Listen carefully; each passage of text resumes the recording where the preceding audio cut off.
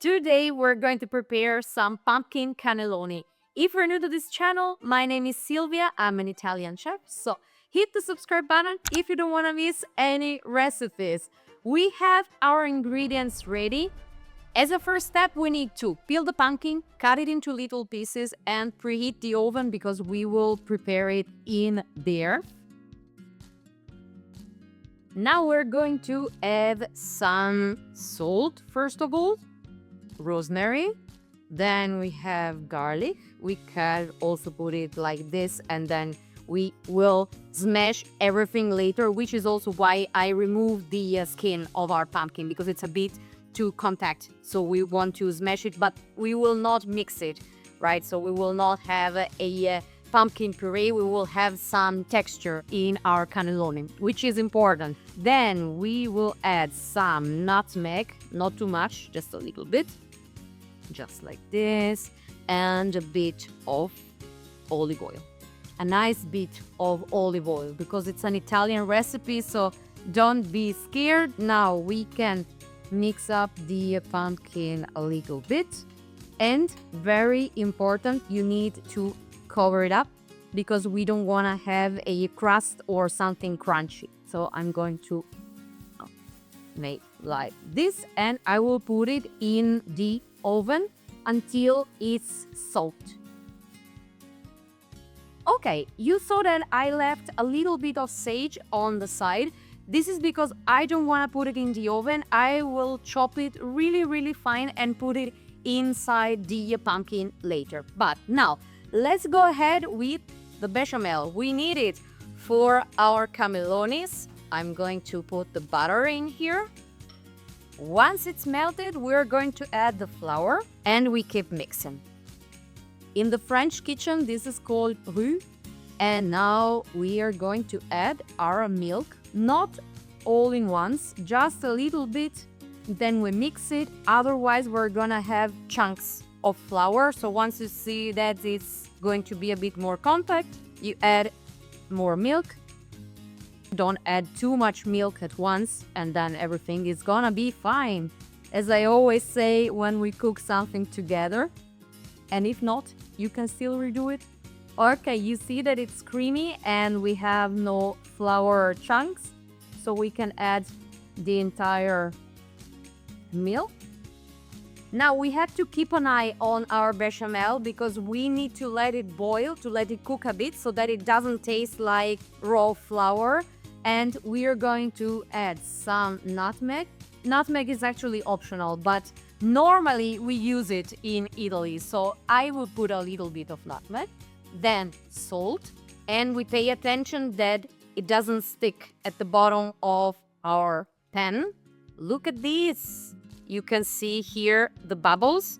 Okay, we have to try if it's good, if it's still tasting like flour. If you can taste the flour, let it cook a couple of minutes more because it's going to be better in the end. So let's see.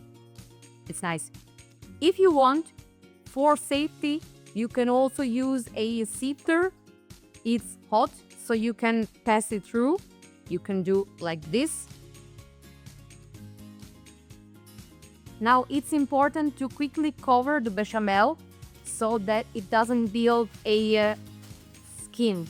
So we put parchment paper and we leave it on the side. Our pumpkin is almost ready, so in the meantime I can chop the sage. Sage and pumpkin are a very good combination because the sage enhances the taste of the pumpkin and they really work very well together. We can take a look to see if our pumpkin is ready. I don't see anything anymore. Let's see. This is the issue, guys, when you have glasses. We can add the sage. If you put it in the mixer, you can, but you get a cream that's, how can I say, without personality, right? You still want to taste the pumpkin.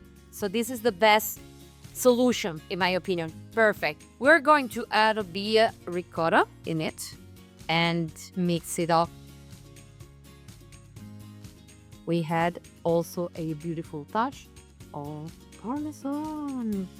If you don't want to use ricotta or you don't find ricotta where you live, you can also do the bechamel a bit more compact. So you add a bit more flour, maybe 1 spoon, it's also fine. And you use a part of the bechamel for the filling, it's also fine. Okay, now we can take the piping bag, but I almost forgot one thing. If you want to add some more intensity, some more orangey color, you can also add a spoon of paprika, sweet paprika, and you will see that we will have an orange that's a bit more orange, right?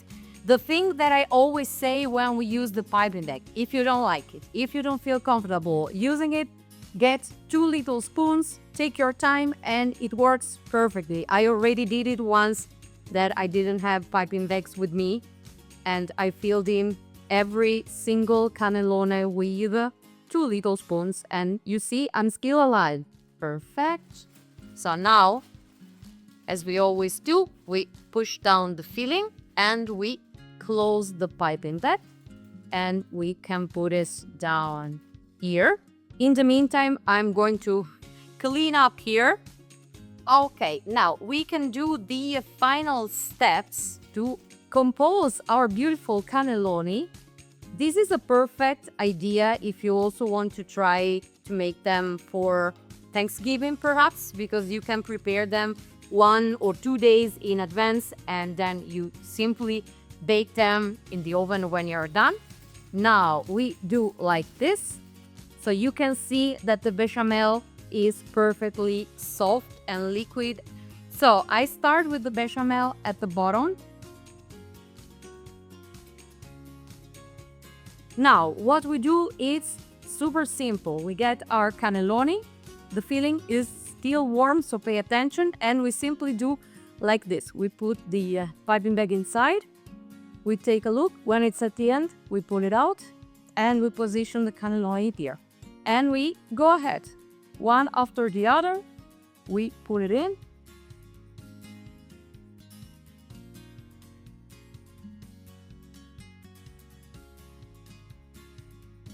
The first layer is done, so we can add more bechamel. We are happy with a beautiful amount of Parmesan. Parmesan is never enough. You can always put more Parmesan. Let's go ahead with the second layer of cannelloni.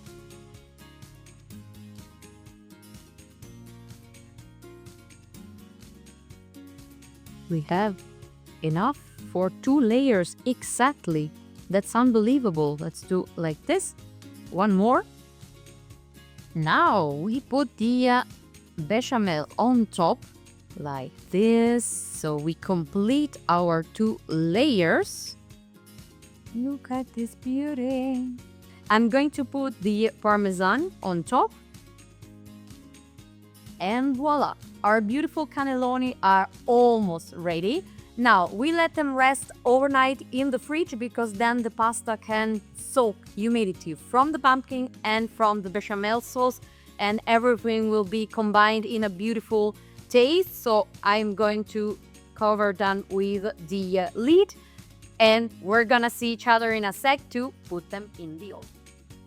And here we are, 24 hours later, our cannelloni are ready. We can see that there is no liquid left. We are going to bake them 20 minutes covers like this and 20 minutes without, so that we can have a beautiful crispy crust.